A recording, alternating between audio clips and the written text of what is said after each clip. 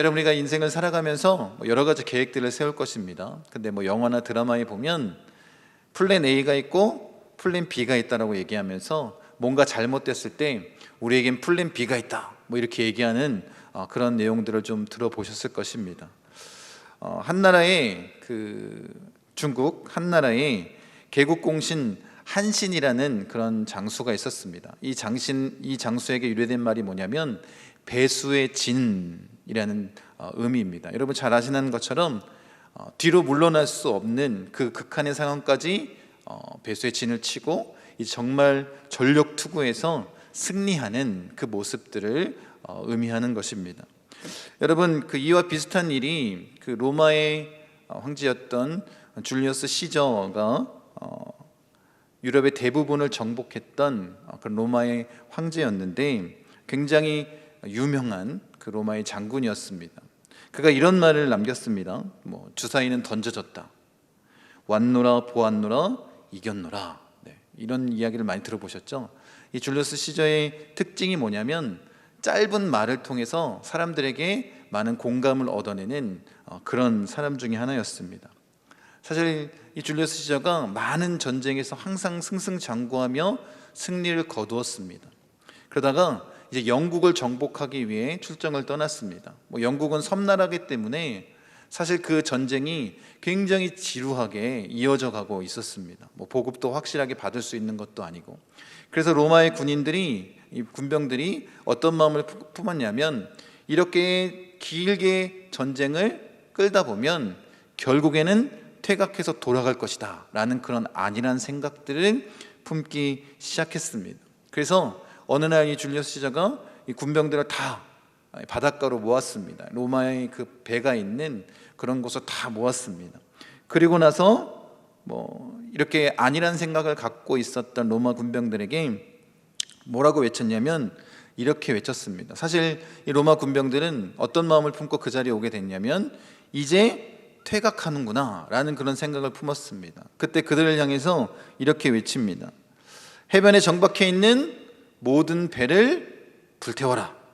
우리에게 승리가 아니면 죽음밖에 없다. 그 선택은 여러분이 하는 것이다. 이렇게 외쳤습니다. 그리고 그 로마의 모든 배를 다 불태워 없었습니다.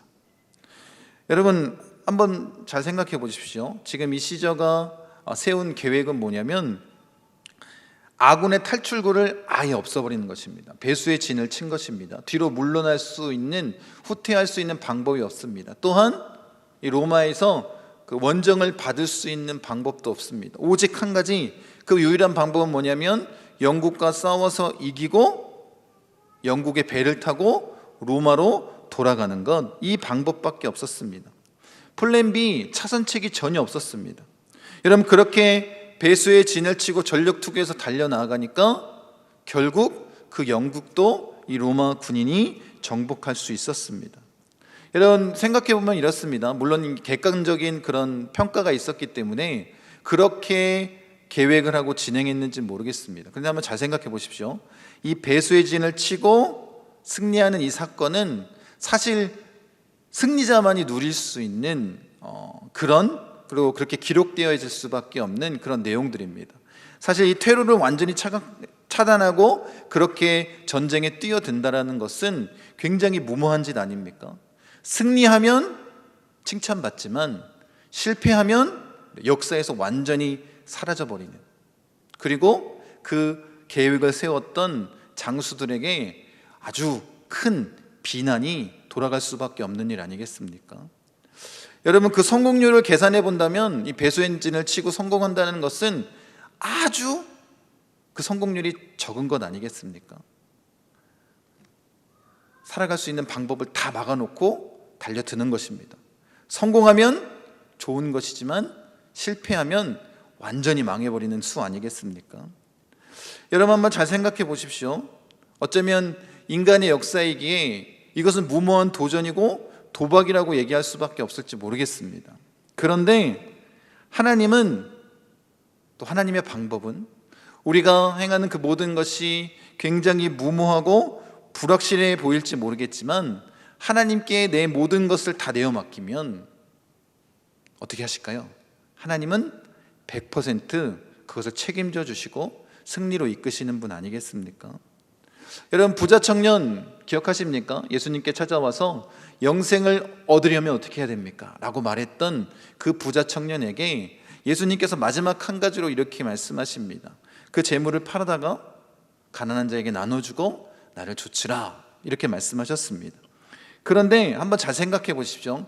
그 부자 청년이 예수님의 말씀대로 그 재산을 다 팔아서 가난한 자들에게 나눠주고 예수님을 따랐다면 그의 삶에 어떤 변화가 일어났겠습니까?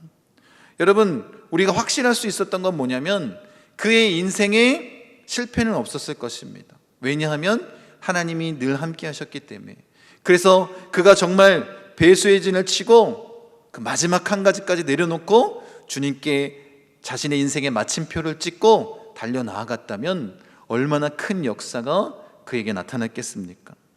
여러분, 우리가 온전히 하나님을 고백하기 원합니다. 하늘에 계신 그 하나님 앞에 우리가 나의 모든 것을 다 내어 맡기고 인생의 마침표를 찍고 이 과거에 나 자신을 위한 삶을 다 청산하고 오직 주의 말씀에 순종하여 그렇게 나아가는 자가 되기를 바랍니다.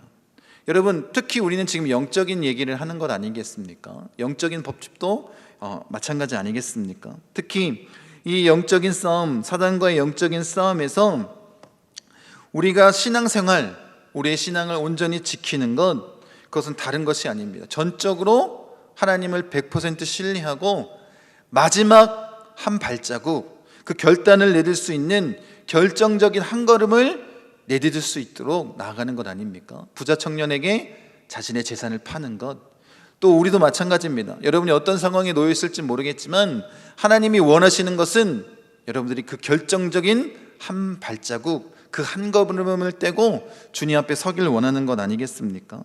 여러분, 우리가 이렇게 인사했습니다. 전부가 아니면 아무것도 아닙니다. 하나님 앞에는 정말 그런 것 아닙니까? 우리가 정말 우리 인생의 마침표를 찍고 우리의 모든 것을 하나님께 내어 맡길 때 하나님의 그 은혜가, 축복이, 능력이 우리에게 임하는 것 아니겠습니까? 여러분, 그렇게 우리가 전적으로 하나님 앞에 신뢰하고 나아간다면 우리가 그리스도인으로서 우리의 삶이 변화될 수밖에 없는 것 아니겠습니까? 여러분, 우리가 이렇게 결단하고 나아가기 위해서는 먼저 우리에게 용기가 필요합니다. 어떤 용기냐면 우리 신앙에 있어서 타협하지 않는 그런 용기입니다. 여러분, 제가 타협한다라고 얘기해서 뭐 세상의 것을 따라간다 이렇게 생각하지 마십시오.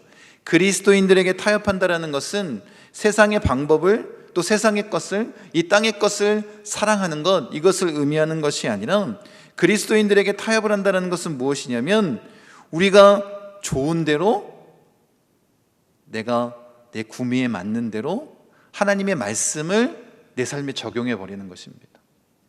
곧 내가 예수님을 믿는 것처럼 하나님 말씀에 순종하는 것처럼 보이지만 그 안에 뭐가 숨겨져 있는 거예요? 나의 것을 주장하고 내 것을 드러내고 내가 먼저인 삶을 사는 것 아니겠습니까? 여러분, 그런 모습으로 나아가는 것, 그게 바로 내가 하나님이 되고자 하는 그 교만함 아니겠습니까? 여러분, 이것이 타협하는 것입니다. 우리는 세상을 쫓아가는 것이 타협이 아니라 하나님의 말씀을 내 마음대로 갖다 붙이는 것, 내 뜻대로 해석하는 것. 그래서 내가 내 왕자에 앉아서 마치 하나님처럼 살아가는 삶을 우리가 타협한다라고 얘기할 수 있습니다. 여러분, 그래서 이 모든 것을 끊어내기 위해서는 우리가 용기가 필요하지 않겠습니까? 특히 이 세상의 것을 끊어내기 위해서는 용기가 필요합니다. 그 용기를 우리가 예수님을 통해서 배우기 원합니다. 여러분, 예수님께서 성전을 정화하신 사건 잘 아시지 않습니까? 그렇게 성전에서 돈을 바꿔주고 또 재물을 파는 마치 시장통과 같았던 그 곳을 뒤엎으셨던, 채찍으로 다 쫓아내시고 그렇게 분노하셨던 그 예수님의 모습을 여러분 잘 아시지 않습니까? 여러분, 사실 성전에 바칠 세를 내기 위해서는 로마의 화폐로는 낼 수가 없었습니다. 그래서 그것을 유대인들의 화폐인 세겔로 바꿔주는 그런 환전상이 필요했습니다. 또 뿐만 아니라 하나님께는 거룩한 그런 제물을 드려야 되지 않겠습니까? 그래서 먼 곳에서 온 사람들은 자신이 아무리 귀하게 그렇게 제물들을 키웠다 할지라도 먼 거리를 이동하면서 흠이 생길 수 있는 것 아니겠습니까? 그래서 그런 자들을 위해서 그렇게 정결한 제물이 어쩌면 필요했을지도 모르겠습니다. 여러분, 지금 이렇게 그 성전에서 돈을 바꿔주고 또 제물을 파는 이 모든 일들은 누가 주관했냐면 당시에 대제사장이었던 안나스 가문이 이것을 다 주관했습니다. 그리고 그 안에서 굉장히 큰 폭리를 취하였습니다. 그러니까 일반 가격보다 더 비싸게 판 거예요. 이 거룩한 제물, 이 양을 한 마리를 친다면 2배, 3배의 값을 그들에게 받았습니다. 그렇게 재산을 불렸고 그렇게 얻은 재물은 어디에 쓰였냐면, 여러분, 사실 대제사장은 종신직입니다. 죽을 때까지 그 일을 맡는 거예요. 그런데 로마 식민지 안에서, 이 식민 통치 아래서 어떻게 바뀌었냐면 로마가 그것을 임명하게끔 바꿨습니다. 그러니까 어떻게 해요? 자신의 대제사장직을 유지하기 위해서는 뇌물도 바쳐야 되고 하나님이 아닌 사람 앞에 굽신거리게 되었다라는 것입니다. 그리고 그 막대한 재물을 어디서 얻은 거냐면 이렇게 성전을 더럽히는 그 모습으로 그들이 얻었던 것입니다. 여러분, 아주 교묘하게 율법에 접촉되지 않도록 그렇게 돈을 바꿔주고 또 재물을 파는 곳을 그 성전 가까이에, 특히 헤롯 성전산에 그렇게 위치시켰습니다. 여러분, 그런데 예수님께서는 그것을 보고 가만히 계시지 않았습니다. 그것을 뒤엎으면서 뭐라고 말씀하십니까? 하나님의 성전은 뭐 하는 곳이요? 만민이 기도하는 곳이다. 너희가 강도의 구려를 만들었다 하면서 그것을 다 쫓아내시지 않습니까? 여러분, 거기에 깨어있는 사람들이 굉장히 많이 있었을 것입니다. 이것이 잘못된 것임을 아는 사람들이 분명히 있었을 것입니다. 그런데 아무도 그 얘기를 하지 않는 거예요. 바리새인들, 서기관들, 누구보다 하나님 말씀에 정통한 사람들, 그들도 아무 얘기하지 않습니다. 왜냐하면 만약에 누군가 그런 모습이 잘못됐다라고 발언한다면 어떻게 될까요? 지금 기득권을 가지고 있는 이 세력에게 굉장히 큰 방해와 공격을 받게 되는 것 아니겠습니까? 여러분, 거기에 있는 깨어있는 사람들 가운데 다 그런 마음을 품었습니다. 이건 잘못됐는데, 그런데 아무도 얘기하지 않았습니다. 누가 얘기한 거예요? 예수님께서 얘기하신 거예요. 세상 사람들이 또 종교 지도자들이 인정하지 않았던 그 예수님, 오직 하나님의 마음을 가지고 복음을 선포하고 이 땅 가운데 하나님의 나라를 세우기 위해서 오신 그 예수님께서 그 일을 행한 것입니다. 여러분, 인간적으로 보면 얼마나 어리석은 일입니까? 예수님이 이 일만 하지 않았어도 종교 지도자들에게, 특히 대제사장들에게 공격의 대상이 되지 않았을 것입니다.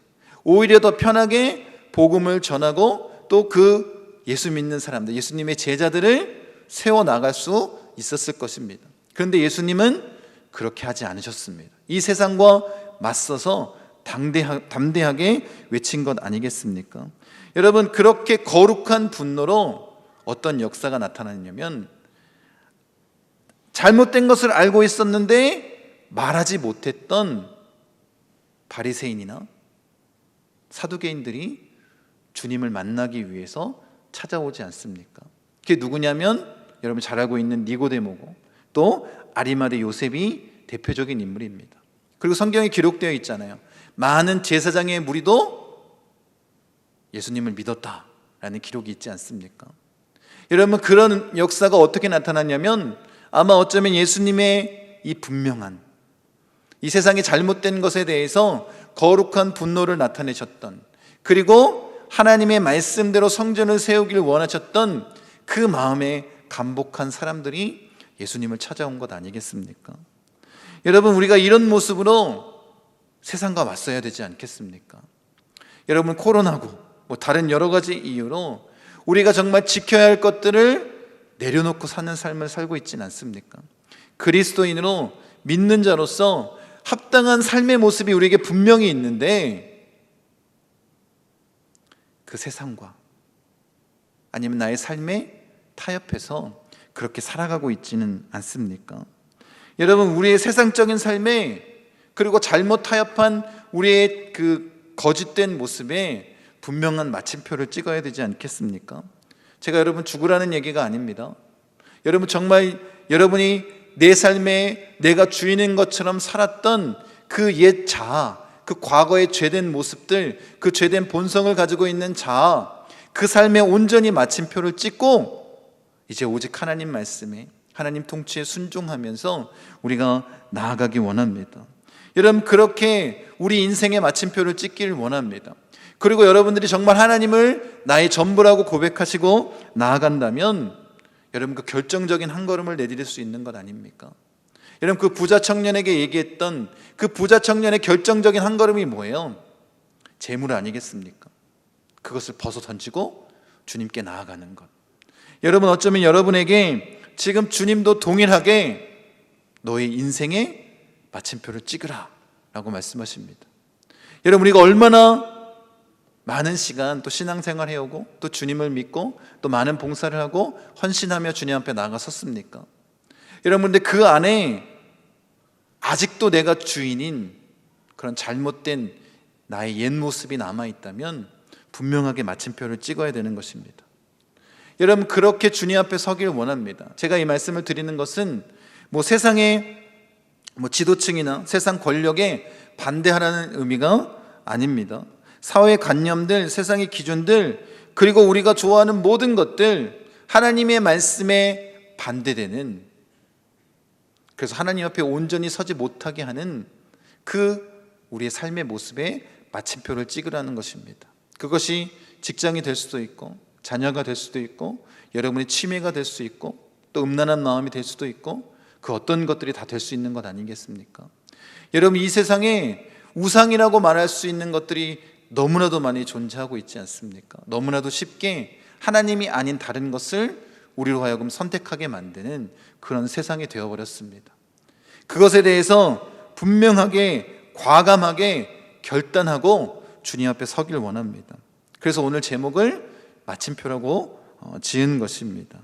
여러분, 그렇게 절대적으로 하나님을 신뢰하고 나아간다면 하나님이 우리를 100% 책임져 주시는 것 아니겠습니까?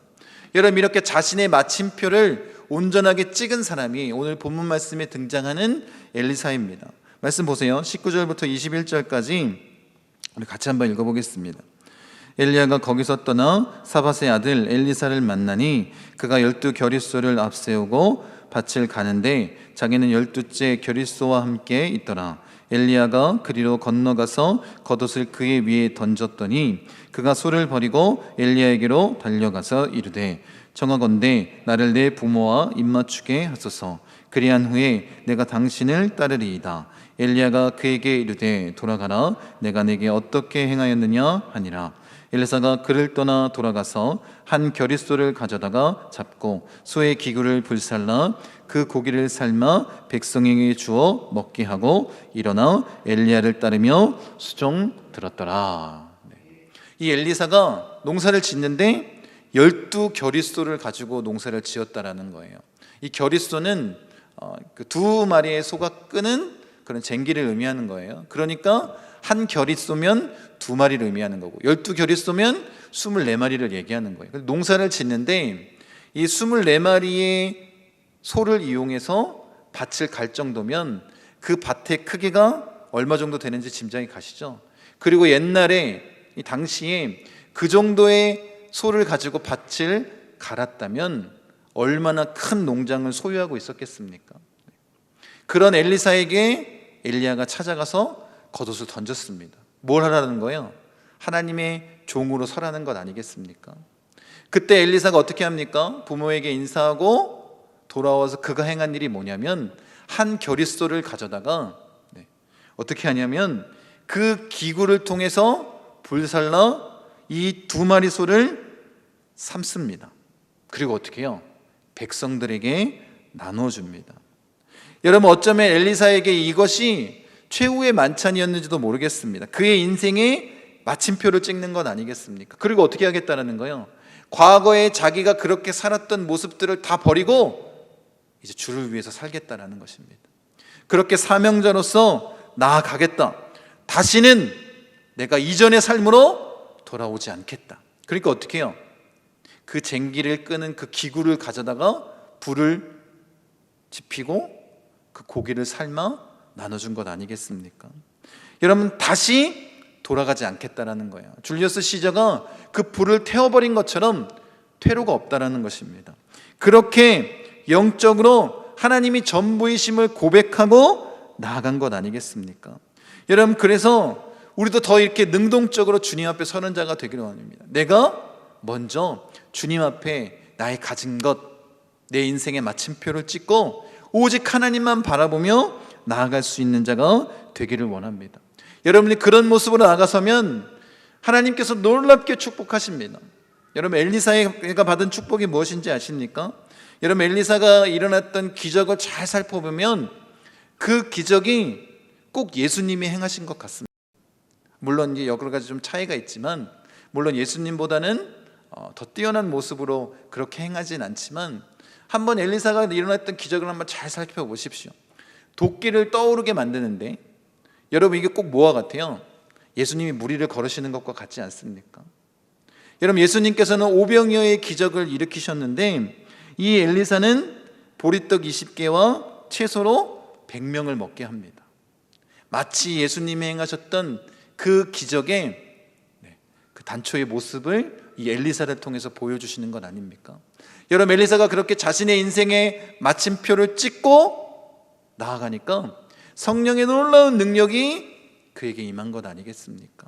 갑절의 영감이, 엘리야의 갑절의 영감이 그에게 임했고 이런 놀라운 능력을 행할 수 있게 하신 것입니다. 여러분, 우리에게도 그런 은혜가 있기를 원합니다. 왜 나에게는 성령의 능력을 부어주시지 않습니까? 이유가 뭐냐면 아직 내 인생의 마침표를 찍지 않았기 때문입니다. 하나님을 절대적으로 신뢰하는 그 마음이 나에게 없기 때문입니다. 세상을 더 보는 거예요. 주변에 도움을 줄 수 있는 사람, 그것이 뭐 돈이 되었든 뭐 관계가 되었든 내가 의지할 수 있는 사람이 되었든 그렇게 나아가기 때문에 하나님께서 역사하시지 못하는 것 아닙니까? 여러분, 인생에 분명한 마침표를 찍기 원합니다. 그리고 우리가 달려간다면 바울이 받은 그 은혜를 우리가 동일하게 누릴 수 있는 것 아닙니까? 말씀 보세요. 우리가 이해하기 쉽게 세번역 성경을 한번 읽어보길 원합니다. 형제 여러분, 내가 아직 목표에는 이르지 못했으나 여러분에게 한 가지 자신 있게 말씀드릴 수 있는 것은 내가 과거의 것은 잊어버리고 앞에 있는 목표를 향해 힘껏 달리고 있다는 것입니다. 나는 목적지에 이르렀을 때 상을 받을 것입니다. 그 상은 하나님께서 내게 주시려고 그리스도를 통하여 친히 내리신 것입니다. 아직 내가 목표에 이르지 못했지만 그것을 위해서 달려간다는 거예요. 그래서 어떻게 했다는 거예요? 자신의 과거의 것을 다 벗어 던졌다는 것이 아닙니까? 그렇게 배설물로 여긴 것 아닙니까? 그렇게 주를 위해 달려가는 그 목적을 가지고 살아가는 것 아닙니까? 그런데 여러분 어떤 삶을 살고 있습니까? 바울이 벗어 던진 그 배설물과 같은 이 세상의 것을 붙들고 살아가는 자는 아닙니까? 그래서 정말 하나님이 우리에게 예수 그리스도를 통해서 친히 복 주시기를 원하시는데 그 복과 능력을 못 누리면서 살아가는 그런 삶을 살고 계신 건 아닙니까? 여러분, 우리가 이 밤에 분명히 우리 인생에 마침표를 찍기를 원합니다. 그렇게 주님 앞에 온전히 서기를 원합니다. 여러분, 이런 마침표를 찍기 위해서 우리에게 정말 필요한 한 가지가 있습니다. 여러분, 누가복음 7장에 보면 이제 바리새인들이 예수님을 초청합니다. 물론 그들이 예수님을 정말 기뻐서 초청한 건 아니었겠지만 그 모임이 그렇게 기쁘지만은 즐겁지만은 않았을 것 같습니다. 그렇게 이렇게 경직된 파티가 벌어지고 있는데 한 여인이 등장합니다. 이 여인은 모든 마을 사람들이 인정하는 죄인이었습니다. 근데 이 여인이 예수님께 다가와서 이런 일을 합니다. 말씀 보세요. 누가복음 7장 38절입니다. 그는 예수님의 뒤쪽으로 가서 예수님의 발 곁에 서서 울며 눈물로 그의 발을 씻겼습니다. 그리고 자신의 머리카락으로 발을 닦고 입을 맞추고 향유를 부었습니다. 여러분이 잘 알고 있는 향유 옥합을 깨뜨린 거예요. 순전한 나드. 네. 여러분, 이것이 얼마나 비싼지는 여러분 알지 않습니까? 노동자의 연봉이에요. 그럼 그 가격이 대단하지 않습니까? 네. 여러분, 그것을 깨뜨렸습니다. 여러분, 이 여인이 전 재산일 수도 있는 그 옥합을 깨뜨린 거예요. 그리고 이 옥합은 언제 쓰는 거냐면 사실은 결혼 지참금으로 쓰는 것입니다. 그래서 자신이 결혼할 때 이것을 들고 가는 것이고, 또 어느 정도 넉넉한 그런 가정이었다면 자신이 결혼한 이 여인이 남편에게 자신의 순결을 바친다라는 그 의미로 결혼식 그 밤에 그 옥합을 깨트려서 남편에게 붓게끔 되어 있었습니다. 그런 풍습이 있었습니다. 여러분, 그렇게 한 여인의 가장 고결한 행위를 지금 누가 한 거냐면 이 여인이 예수님께 한 거예요. 그리고 예수님이 그것이 예수님의 그 장례를 준비하는 것이라고도 말씀하셨습니다. 그런데 한번 보십시오. 지금 이 장면을 보고 사람들이 뭐라고 생각하고 있냐면 이들이 집중하는 게 뭐예요? 그 여인의 그 이면에 담겨 있었던 그 행위의 진실된 모습이 아니라 이 옥합의 가격이었습니다. 그 비싼 것을 이라고 제자들도 다 나무라지 않습니까? 그 대표적인 사람이 가룟 유다 아니었습니까? 여러분, 그런데 이 나드 한 옥합을 통해서 이 여인이 얻은 것이 얼마나 값집니까? 여러분, 이 여인은 하나님 앞에 온전히 서기 위해서 그가 반드시 결단하고 나아갔던 것이 있습니다. 여러분, 그가 주님을 바라보며 눈물로 어떻게 해요? 그 발을 씻기고 머리카락으로 그 발을 씻기고 주님 앞에 나아갑니다. 여러분, 어떻게 그렇게 할 수 있을까? 라고 생각할 수 있을지 모르겠지만 이 여인이 주님 앞에 어떤 마음을 쓴 거냐면 철두철미하게 자신의 죄를 회개하는 심정으로 쓴 것입니다. 모든 사람들이 이 여인에 대해서 죄인이라고 얘기하고 있었습니다. 이 여인도 알고 있었습니다. 그런데 이 여인이 주님 앞에 그렇게 설 수 있었던 한 가지 이유는 뭐냐면 자신의 죄를 철저하게 회개하고 주님 앞에 서겠다는 결단입니다. 그러니까 어떻게 해요? 거기에 모여 있었던 사람들, 그 사람들의 시선이 의식되지 않았던 것입니다. 오직 예수님만 바라보고 자신의 죄를 고백하고 눈물로 그 발을 씻기고 머리카락으로 그 눈물을 닦아낼 수 있는 것 아니겠습니까? 그런 마음으로 주님 앞에 선 것입니다. 바리새인들의 집이었음에도 불구하고 철저하게 자신을 죄인이라고 나무라는 그 사람들의 집에서도 주님 앞에 철저하게 그런 모습으로 설 수 있었던 건 아닙니까? 여러분, 우리가 정말 하나님을 100% 신뢰하고 내 인생의 마침표를 찍고 나아가기 위해서는 진정한 회개가 필요한 거예요. 이 회개는 뭐라고 말씀드렸습니까? 내 마음대로 내 뜻대로 살았던 그 옛 자아, 그 과거의 모습을 온전히 벗어던지고 이제 내가 하나님의 말씀에 절대적으로 순종하며 살아가겠습니다 라는 그런 삶의 결단 아니겠습니까? 그것이 우리에게 필요한 것입니다. 단순히 우리가 심정적으로 그렇게 주님 앞에 바라보는 것이 아니라 진짜 내 삶에 마침표를 찍고 주님 뜻대로 살아가겠다 결단하며 나아가는 것, 이게 진정한 회개의 모습 아니겠습니까? 이 여인에게는 이런 회개의 모습이 있었다라는 것입니다. 그래서 예수님이 그 바리새인이었던 시몬에게 이렇게 말씀하시는 것 아닙니까? 너는 내게 입 맞추지도 않았지만 이 여인은 내게 들어왔을 때부터 내 발에 입을 맞추기를 쉬지 않았다. 너는 내 머리에 기름도 붓지 않았지만 이 여인은 향유를 내 발에 부었다. 그러므로 내가 내게 말한다. 이 여자의 많은 죄가 용서되었다. 그 이유는 무엇이냐면 이 여인이 나를 더 많이 사랑했기 때문에. 그러면서 비유로 든 게 뭐냐면 500데나리온 빚진 자와 50데나리온 빚진 자가 있는데 갚을 것이 없어서 용서해 줬는데 누가 더 감사하겠느냐? 그럼 당연히 500데나리온 빚진 자 아니겠습니까? 그 비유를 통해서 말씀하셨습니다. 이 여인은 자신의 모든 죄를 고백하고 그것을 벗어던지기 위해서 주님 앞에 용기 있게 선 것 아닙니까? 여러분, 여러분의 인생의 마침표를 찍기 원하신다면 이런 회개의 모습이 우리에게 있어야 되는 것입니다. 전부를 다 주님 앞에 내려놓을 수 있어야 되지 않겠습니까? 여러분, 어쩌면 이 여인에게 이 옥합은 우리가 가지고 있는 재물일 수도 있습니다. 그것이 저축한 것이나 아니면 다른 월급이나 아니면 요즘에 주식을 한다거나 연금을 든다거나 아니면 코인을 한다거나 세상 사람들이 그렇게 생각하고 있는 그런 재물일지도 모르겠습니다. 여러분, 정말 하나님이 여러분이 가진 모든 것의 주인이라고 생각하십니까? 그래서 하나님이 원하신다면 그것을 다 하나님께 드릴 수 있는 그런 믿음이 여러분들에게 있습니까?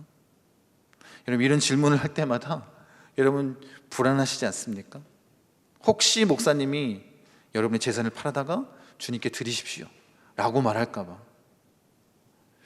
여러분, 제가 지금 말씀드리고 싶은 건 뭐냐면 여러분, 돈을 붙잡지 말라는 거예요. 하나님을 온전히 바라보라는 것입니다. 그 하나님을 붙잡으면 모든 것을 다 우리에게 주시는 것 아닙니까? 먼저 그 나라와 그 일을 구하면 이 모든 것을 우리에게 더하신다고 말씀하십니다. 여러분, 무엇이 먼저인지를 깨달으십시오. 여러분 인생의 마침표를 찍고 하나님을 붙잡으십시오. 그렇게 내 마음대로 내 뜻대로 살았던 그 인생을 벗어버리고 하나님의 뜻대로 그 하나님의 나라를 경험하며 살아가겠다고 결단하십시오. 그러면 주님이 다 채워주시는 것 아니겠습니까? 여러분의 돈뿐만 아니라 여러분의 시간도 그리고 여러분의 재능도 다 하나님께 드리는 자 되길 원합니다. 여러분, 이거 좀 안타까운 얘기긴 한데 제가 이제 올해 들어서 이제 지방의 목사님들이나 이런 분들하고 이야기를 나누거든요. 그러면 그분들이 와서 막 자랑을 합니다. 우리 성도는 이렇고 우리 성도는 저렇고 우리 성도는 이렇고. 그래서 교회에 나와서 열심히 청소하고 교회에 나와서 하고 막 이런 얘기를 하는 거예요. 그러면 저는 어떤 마음이 드냐면 우리 교회에 정말 그렇게 열심히 봉사하시는 분들이 있습니다. 그런데 그런 분들이 우리 교회에는 너무 적다라는 거예요. 너무 소수가 그렇게 헌신한다라는 거예요. 그게 정말 마음이 아픕니다. 이전에 어떤 모습을 가졌는지는 모르겠습니다. 그런데 여러분, 제가 분명하게 말씀드리고 수 있는 건 뭐냐면 여러분이 정말 하나님의 축복과 은혜를 누리길 원한다면 먼저 이 한 가지를 해야 됩니다. 그건 뭐냐면 교회를 사랑하는 것입니다. 한 장로님이 계신데, 우리 교회 장로님이에요. 다른 분들도 다 열심히 하시지만 우리 교회 여기 뒤에 나무들이 많잖아요. 그 나무를 관리를 하시는데 평일에도 나오시고 하루 종일 그것들을 계속해서 하시더라고요. 너무 감사했습니다. 여러분, 어떤 마음을 가지면 그렇게 할 수 있겠습니까? 근데 여러분 안에 다 하나님을 사랑하는 마음이 있고 교회를 사랑하는 마음이 있지 않습니까? 작은 것부터 여러분 실천하면 될 것 같습니다. 여러분, 우리 교회가 정말 이 세상에 또 이 목포 지역에 영향력 있는 교회가 되길 원합니다. 그 한 가지를 우리가 실천할 수 있기를 원합니다. 결정적인 한 걸음을 내디딜 수 있는 자가 되기를 원합니다. 여러분, 제가 여러분이 가지고 있는 상황과 환경을 모르는 것은 아닙니다. 그런데 내가 기도로서 그것을 섬길 수 있다면 그렇게 중보의 자리에 나와 기도하면 되는 것 아니겠습니까? 내가 혹시 몸으로 그것을 섬길 수 있다면 그렇게 하면 되는 것 아니겠습니까? 나는 시간도 안 되고 그렇게 할 수 없으니 나는 물질로 섬기겠습니다. 그러면 그렇게 하면 되는 것입니다.